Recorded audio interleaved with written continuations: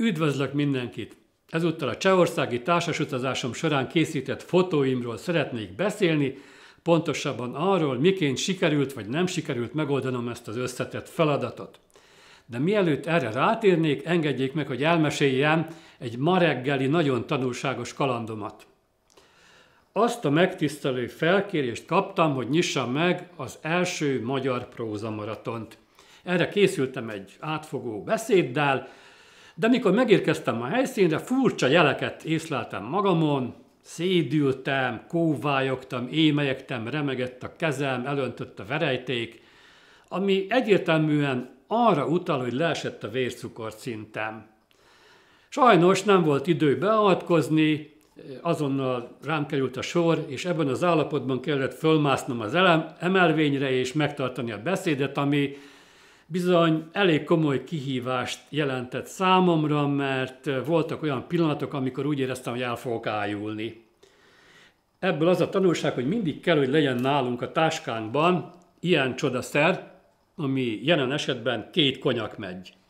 Hogyha ezt bekaptam volna, 5 perc után kutya bajom sincsen, és hát brilliáns módon megtartom a beszédemet, ami így ebben a formában nem egészen így sikerült, de ez a kevés kis szénhidrát, ami ebben a 2 édességben van, sokszor ilyen csodákra is képes, vagy kiúz bennünket a csávákból, és ajánlom mindenkinek, akár fotótúrára, akár ilyen eseményre készül, hogy mindig legyen a táskájában tartalék szénhidrát.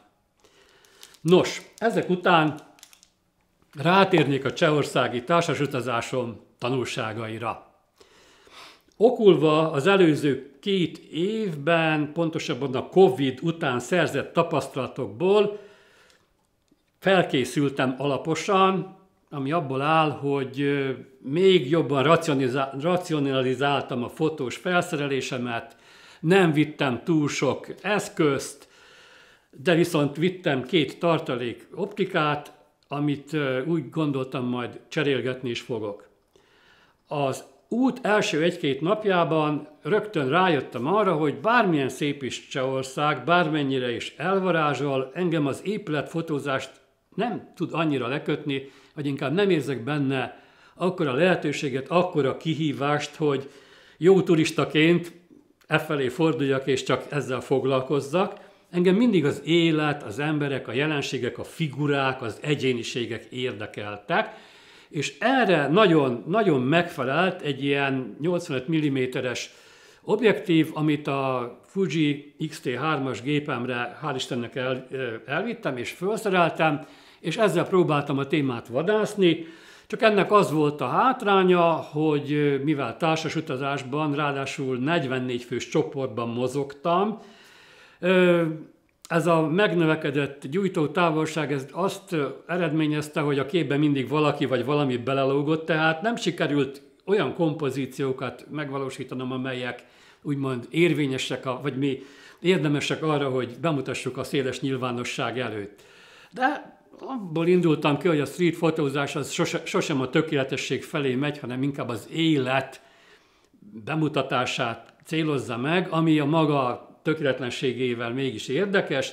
Hagytam, hogy ezek a zavaró részletek bekerüljenek, és bíztam abban, hogy a buké, a háttér elmosódása, az majd egy kicsit kompenzálja a kompozíció hiányosságait. Hát ez csak részben valósult meg, mert habár ez az objektív ez jó, mégsem annyira gyors, hogy azonnal reagálni tudtam az eseményekre. A bemutatott képekből látszik, hogy a háttér azért mégsem lett annyira elmosódott, habár próbáltam arra menni rá, hogy minél jobban kinyissam a blendét, tehát hogy csak az adott téma legyen éles, de ez meg azzal járt, hogy mivel kevés volt az idő, és sorozat expozíciókkal dolgoztam, nagyon sok lett a selejt. Aztán egy idő múlva rájöttem arra, hogy mégis inkább egy ilyen egy ilyen 5-6-os blende érték az, ami megfelel, akkor viszont nem lett túl lágy, túl elmosódott a háttér, tehát ilyen kompromisszumokat kellett kötni, de így már ki tudtam emelni az érdekesebb figurákat a tömegből. És hát a bemutatott képekből is látszik, hogy azért némelyik portré, némelyik figura elég érdekes arra, hogy talán megszemléljük. A másik egy 16 mm-es Fujinon optikám volt, emellett még vittem egy 35 mm-est is, és arra gondoltam, hogy mivel a street fotózás egyik alapszabálya az, hogy minél közelebb kerüljünk a témához, vagy szűkítsük le a képkivágást, talán a 35-ös lesz az, ami nekem megfelel majd. Hát ez nem jött be, mert a 35-ös optika az valahogy olyan se ide nem tartozott, se oda, tehát se tele, se széles. Úgy mindig lemaradtam a témáról, mert amikor a 35-ös optikát föltettem a gépre, akkor rájöttem, hogy jobban érdekelne a panoráma. Ahhoz viszont ez nem volt elég.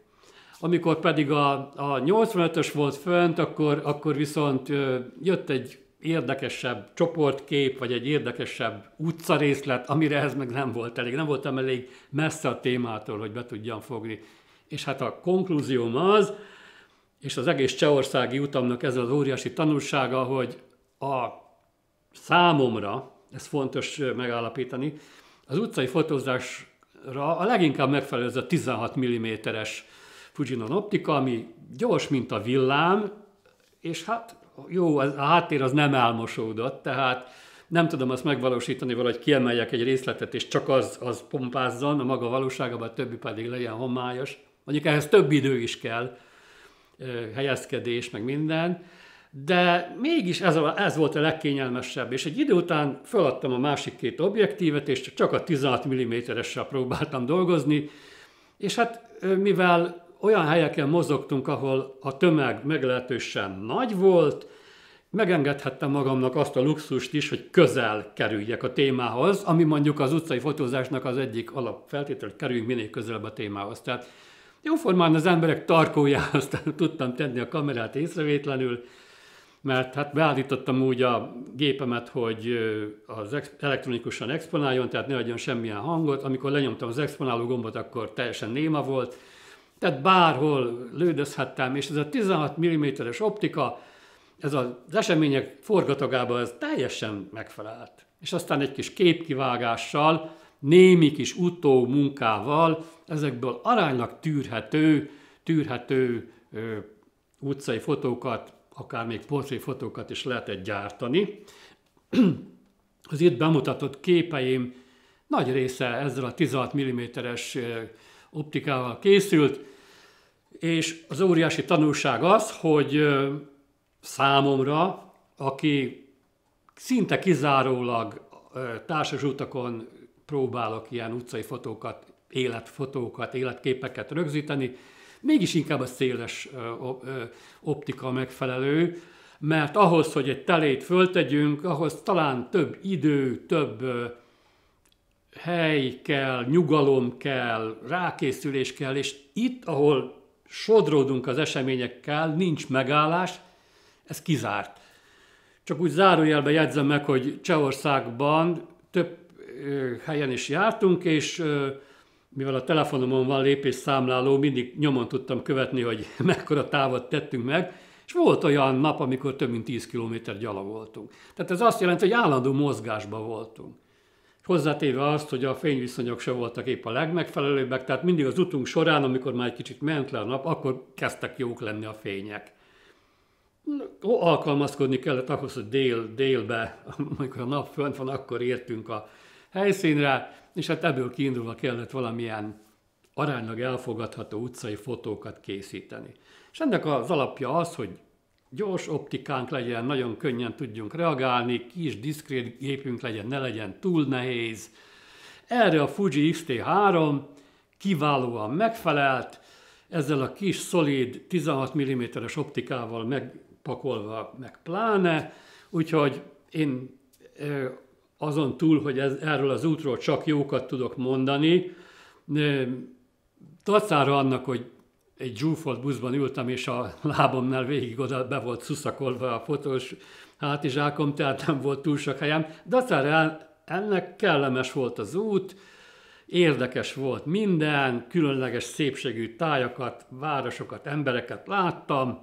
Sokkal jobb volt ez a kirándulásom, mint a tavalyi, meg amit az előző videóimban bemutattam. Úgyhogy ennek az a tanulsága számomra, hogy így ezzel a felszereléssel, ezzel a mobilizációval, ezzel a accessorival, hogy szép angol kifejezéssel éljek, ezzel meg fogom még majd próbálni a jövőben is, hogyha az égiek megsegítenek az ilyenfajta kalandot, mert ez számomra működik.